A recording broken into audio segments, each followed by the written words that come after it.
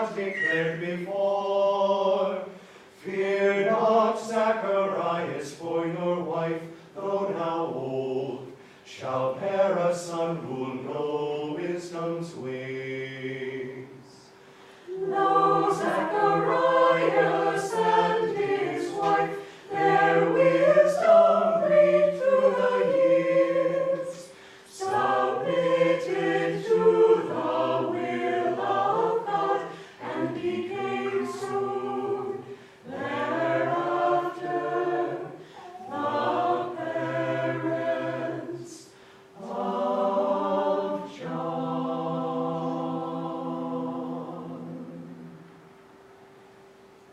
Jesus Christ is born this day. Alleluia. Born to drive our night away. Alleluia. Joy on the mountains, joy in the valleys, joy to the nations, Christ has come. Jesus Christ is born this day. Alleluia. Born to drive our night away. Alleluia. Christ has come. Joy on the mountains, joy in the valleys, joy to the nations, Christ has come. Jesus Christ is born this day. Alleluia. Born to drive our night away. Alleluia. Joy on the mountains, joy in the valleys, joy to the nations, Christ has come. Joy on the mountains, joy in the valleys, joy to the nations, Christ has come.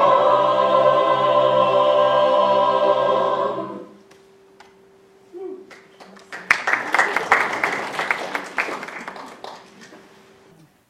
take our readings from Rays of the One Light. These are weekly commentaries on the Bible and the Bhagavad Gita by Swami Kriyananda. Week 52, the Divine Ascension. Truth is one and eternal. Realize oneness with it in your deathless self within. The following commentary is based on the teachings of Paramahansa Yogananda. In the Gospel of St. John, chapter 14, we read, I am the way, the truth, and the life. No man cometh unto the Father but by me.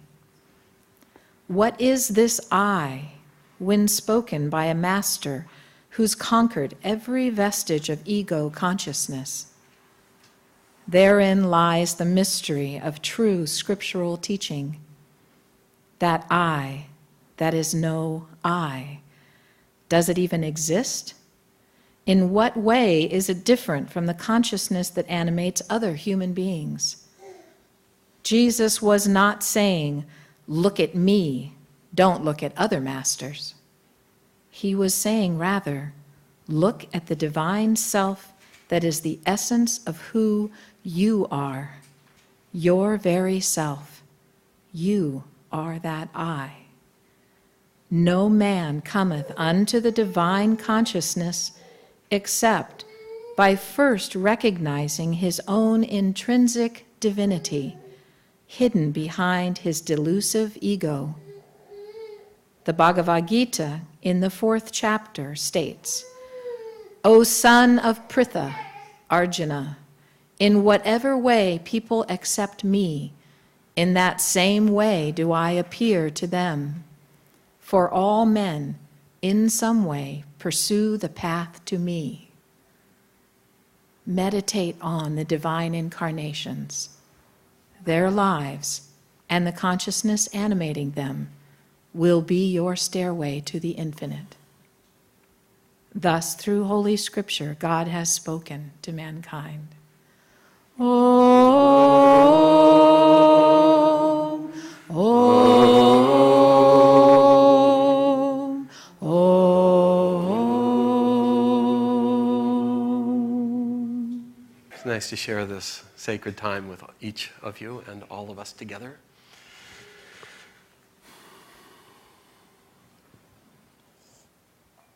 You know, the call of Christ is not a timid thing. It's easy to reduce Christ in the beauty of the Christmas season or the Easter season to the rites and rituals, to the ceremonies, to the outer sharings, and they're wonderful. And we should celebrate them and enjoy them and savor them for all they're worth.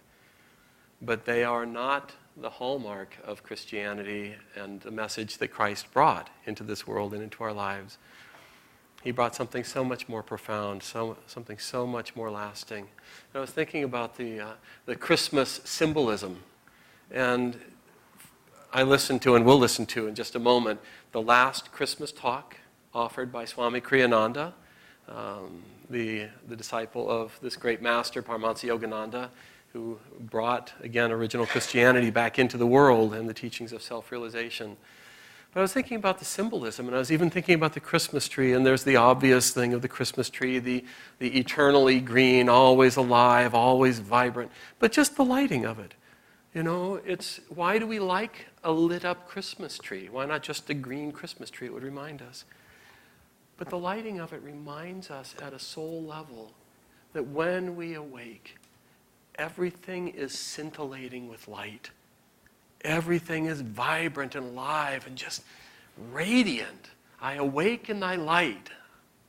We awake in the divine light. That's the promise of Christmas and the call of Christmas. And it's not an easy thing. It's not a complicated thing. But it's not easy. We have to put an enormous amount of energy into changing our point of reference. It was lovely. We had a beautiful couple of 8-hour all-day meditations, Christmas meditations. One a week ago Saturday, and then one again just this Friday. And the amount of stillness, the amount of joy, the amount of just radiance that was in the rooms during those times. You know, I remember Swami Kriyananda used to say that, and this is an Easter message in part, but, you know, Christmas and Easter are kind of tied together, that the vibration of Christ and Christ passing on the cross, it was not a human event, although it was, of course, quite a human event, because he was demonstrating in his life what it's like to live in the presence of Spirit, absolutely absorbed in and never away from the awareness of Spirit as our reality. And he said, Jesus didn't suffer on the cross. And this ties back to Christmas because in Christmas, Yogananda said, it's in the stillness of deep meditation that we touch Christ. Well, we went to the Holy Land 1.5 years ago, 2 years ago, whenever it was. And while we were there, we visited the place where Jesus was up on the cross. We visited Calvary. And I'd never really understood what Swami Kriyananda was trying to hint at. But there's a place where, up on Calvary, where the cross actually stood, they believe. And there's a little hole. They've got it all sheltered off. You can see through plexiglass and everything. But there's a little hole where you can place your hand in and actually touch the rock. And we were there at 5 o'clock in the morning before all the crowd showed up and before all the masses started and all the ceremonies and stuff. So it was a very still time, beautiful moment. But we knelt. You have to kneel under this little tiny shelter, and you kneel in. And I reached in and placed my hand on the rock, and it was something beyond anything I could have ever conceived. It was a stillness that embraced eternity. It was a stillness that was filled with so much joy and so untainted by anything temporary and passing, untainted by life and death, untainted by happiness and sadness and grand moments and terrible failures, just completely untouched, just radiant joy and beauty. And that's what we feel in this Christmas season. You know, it's not how we think it's supposed to be. Swami Kriyananda, we're going to listen to him. It's just a few minutes. I love it. Yogananda was like this also. He would speak of things on the path But he was always dropping in little tidbits to remind us that it just doesn't fit into our tidy little box of how we think it's supposed to be. So let's listen to Swami Kriyananda. Again, it's just 3 or 4 minutes. And this is his last Christmas message before he left this world. And it's very sweet. So see if we can do. I love technology. And I'll love it even more if it works right now. On. And here we go.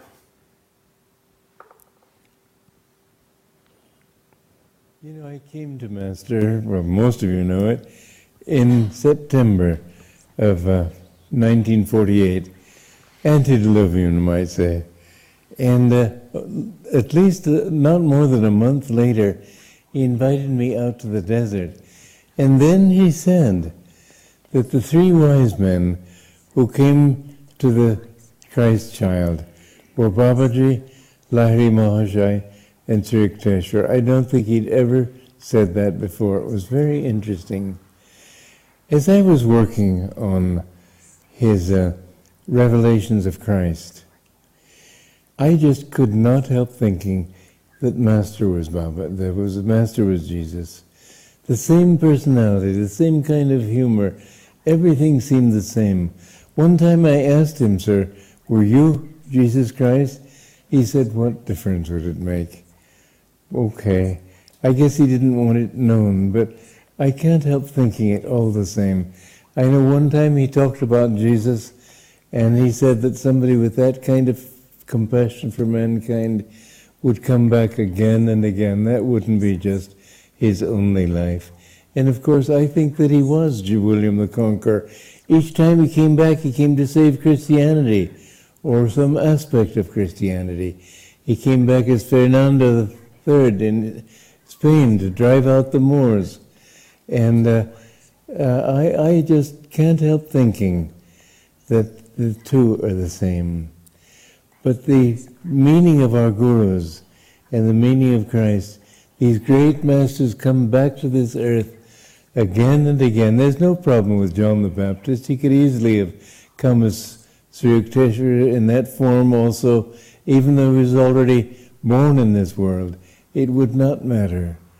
Masters can take several bodies at once. But that divine quality that comes with these masters, that is something for which we should be eternally grateful. When I meditate on the Christ, I feel so much cosmic love. And the churches have it all wrong. They should read passages like, "Be ye therefore perfect, and blessed are the pure in heart, for they shall see God. And it is more blessed to give than to receive. And who before Abraham was, I am." Many, many other statements. If we want to be true Christians, and if we want to love Jesus, we should love him as an expression of that infinite consciousness. And we at Ananda are dedicated to perpetuating this teaching of Masters. Master came here to this world to teach original Christianity, not the original Christianity of churchianity. You've got to believe this in order to be saved and so on. What does it matter what you believe, what you experience, what you know, what is true? That is what counts. We have a great mission to perform, and let us give our lives to helping to spread this mission to the whole world. What I have done, I hope you will do. And I cannot be with you this Christmas except in one little point of this globe. But I send you all my love for Christmas and my prayers, and I hope to see you sooner or later. God bless you. To share, to live in that light. There's a sweet story of a minister who asked his parishioner, he said, "How are you today?" And the parishioner said, "I'm fine under the circumstances." And the minister looked and said, "What is a Christian doing under the circumstances?" You know, Kriya Yoga, meditation, divine friendship. You know, all the qualities, all the teachings, everything that we have Let's not live under the circumstances. Let's live always above them, always living in that timeless presence of Christ and making ourselves pure channels for that into this world. Happy and blessed Christmas to us all. Gangamata is going to share a bit now. Thank you so much. Okay. Good morning, everyone. Good morning. I'm reminded of the story of a man who wanted to write a book on churches. And so he decided to start in San Francisco, and he would tour around the country looking at different churches and take notes and eventually write his book. So he started in San Francisco. It was a big church. He had his camera. He was walking around taking notes. And then he sees in the corner of this church a golden telephone attached to the wall. Do you remember those telephones that used to be attached to the wall? It's a long time ago now. But it was golden color. And underneath it, there was a little sign that said $10,000 a minute. So he was very intrigued by this sign, and he sought out the pastor, and he said, "Hey, what's the story with this sign that says $10,000 a minute?" And the pastor said, "Oh, well, in fact, that is a direct line to God. If you pay $10,000 a minute, you can talk to God directly." And so the man went, "Oh, okay." He didn't pay the money, but he went on with his tour. He went probably up to Seattle, Salt Lake City, Denver, made his way over to the East Coast. I'm sure he went to New York. Everybody goes to New York. Philadelphia, and then he went down to the South, all the cities in the South. And then, wouldn't you know, he ends up at Ananda. Okay, now in all these churches, he kept seeing the same golden telephone attached to the wall with the same sign that said, calls $10,000 a minute. But when he gets to Ananda, sees the same golden telephone, sees a sign under the phone, but this time it says, all calls 25 cents a minute. And he thought, now that's interesting. Let me find a minister or ask somebody. He found a minister and asked him. He said, now, I've toured all around the country, and everywhere it said it was $10,000 a minute to make a direct call to God. He said, why is it here at Ananda that it's 25 cents a minute? And the minister said, well, you're at Ananda now, and it's a local call. It's a local call. It's a local, it's not long distance, if I explained that correctly. So, Yogananda said, there's a reason why I told that story. Yogananda said, the time for knowing God has come. And he brought the teachings of self-realization. We always say with a capital S because we mean our own realization, okay? The knowing that we are right now in the possession of the body of Christ's body, mind, and soul, that we are Christ. He said the time has come now. He brought us those tools. He brought us the tools of Kriya Yoga. Kriya Yoga, the airplane route to God. We could do it in this lifetime. We were playing at the all-day meditation a reading from Swami Kriyananda, and he wrote, I was reading something that Yogananda was urging everyone at the all-day meditation. This could be the moment. This could be the moment. The moment that we find God. And it is a local call. We think it's long distance. We think it's so far away from us. But we forget we're so close. To even want to know God, it takes very, very good karma to even want to know God. But we worry about what it looks like, right? How do we awaken that knowing of who we really are? We meditate, as Daiva talked about. It's in the stillness that we know God. But then we share. What can we share with God? What can we share with the baby Jesus? We can share our love. We can share our willingness to spread his message and just do the best we can. And sometimes it just doesn't look pretty. Doesn't give us an excuse to, not do well. But sometimes it just doesn't. But what does it matter? What's in our heart, right? What's in our heart? What can we share?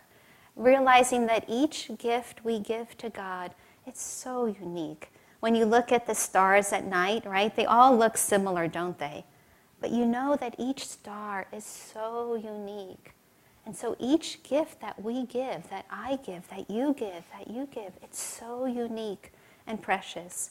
This time of year, Anna and others, they sing the most beautiful song, The Shawl of Gold. And it's about this just so poor girl, has nothing. And she has this threadbare shawl. It's nothing, it's falling apart. If you could visualize that, nothing. You could probably see through it. What value does it have? But she offers it, how? She offers it lovingly. She offers it lovingly to somebody in need. And then what happens to it, as we've heard in the song a couple of times this season? It turns to gold. It turns to gold. Okay, if that can turn to gold, she offered it lovingly. What if we offered every gesture lovingly? What if we just offered in every moment? Would there be harmony and peace in this world? Of course, we would all be living in that consciousness. And then remembering to keep the goal, remembering to keep at it. Lord, keep me strong and steadfast on this path, because as Daiva was saying, it's hard. And that's why we come to Ananda, so that it is a local call, so that it's easier, because it's not easy. It's not easy when the world is telling us just the opposite. Buy more, do this, whatever it is, you'll find happiness outside, and it lasts for a while. I always joke, I can't eat in anything nice because I spill on it immediately, when I used to wear white all the time, right away. I mean, nothing lasts, right? Nothing lasts. Christ told us, don't meditate where rust and moth can, accumulate so easily. Go inside. Remember the Christ consciousness. We're honoring not only the birth of Christ in that tiny little form, it's so precious, right? And just one can feel a sense of awe and gratitude that Christ came back for us. He came back for us so that we would find God. But we also see, when we see that little form, a tiny baby in human form, right? A tiny baby that needs love and support and care. Just like us, when we first come to the path, when we first begin to awaken. And as we continue, we forget, as we continue to go deeper, we need to care and with loving thoughts and careness, and be gentle with ourselves as we awaken to that consciousness. The birth of Christ today reflects our own birth of divine awareness. And Yogananda says, take care of the moments, okay? It doesn't have to be this big thing. It's the moments, right now in the moments. Are we awakening to that presence, that light? Are we doing it lovingly like that poor little girl who had nothing and offered her threadbare shawl? She offered it lovingly and it turned to gold. Anything we offer, a grain of rice, anything, the masters tell us it will be received with great joy because it comes from us, because each gift is so unique. But we need to keep steadfast on the path. We need to meditate, serve, love, remember, come together where we can support each other. And that's why places like this are just precious, because we remind each other. We're like, it's okay.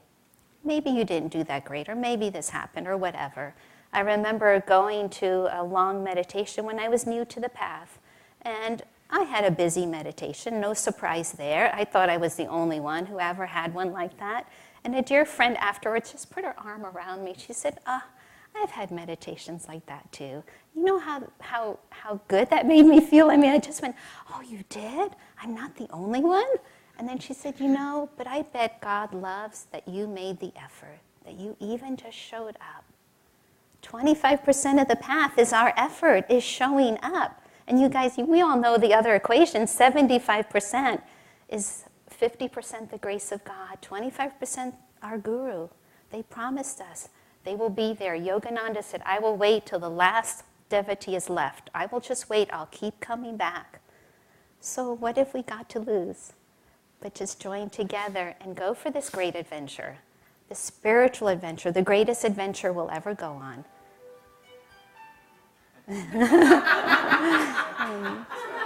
Very nice. It's that local call. I love it. I like that ringtone.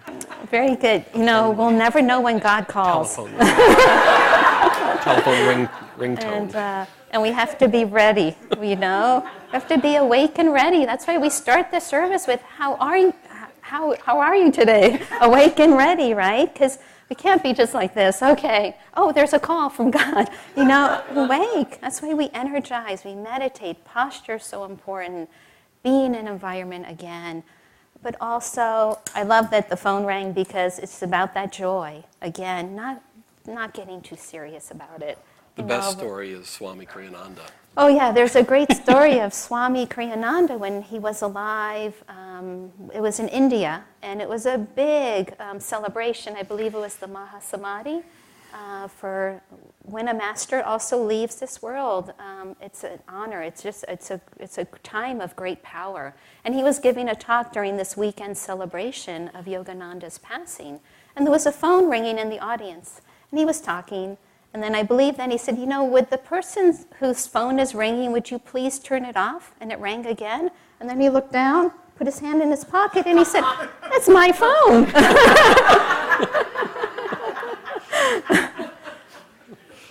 We never know when God's going to call. Let's be awake and ready, especially. It's wonderful to come to this time of year when we can turn the page and we can start to look to the new year with new hopes, new aspirations. Let's look forward to it, to this new year, together, with joy, with steadfastness and adventure. I'd like to end with reading. These are Yogananda's words, and he wrote this in 1936. It's called, "Let Us Rejoice." Let us make this Christmas a real celebration of the birth of the Holy Child, by striving to realize the consciousness which he attained. Let us make this celebration an uplifting and spiritual experience. Let us use this occasion as a new impetus to start on the Christ path of truth and love. Let us rejoice and give thanks for this wonderful gift of light and love from the great giver. While we are remembering the physical birth of the baby Christ, let us realize his eternal loving presence, which is always with us no matter where we are or what we are doing. Let us establish the Prince of Peace as our inner ruler, so that we may meet our crosses and tests of life with power, victory, and tranquility. Let us meditate until we perceive the Christ in our own hearts. Let us learn to love those who love us not. Let us break all mental boundaries of color, creed, and nationality, and receive all, even our inanimate and animal brothers, in the endless, all-embracing arms of our Christ consciousness. This will be a true and fitting celebration of the coming of the Christ to this earth. Let us rejoice and give thanks. Peace, joy, peace. Many blessings.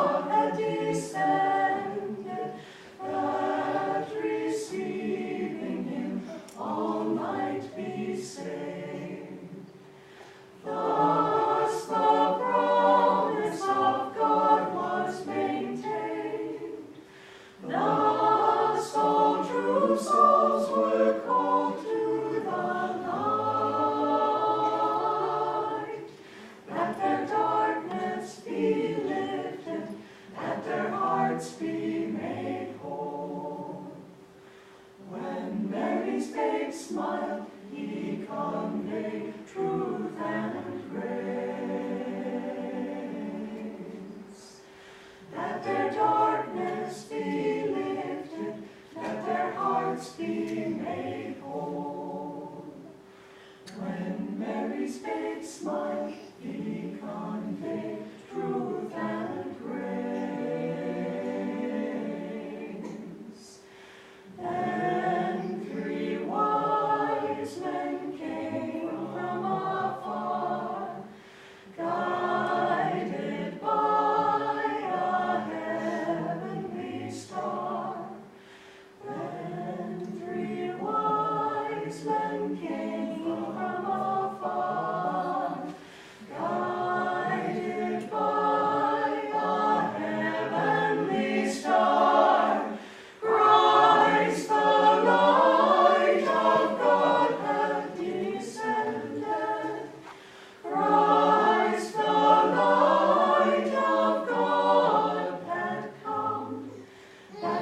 see.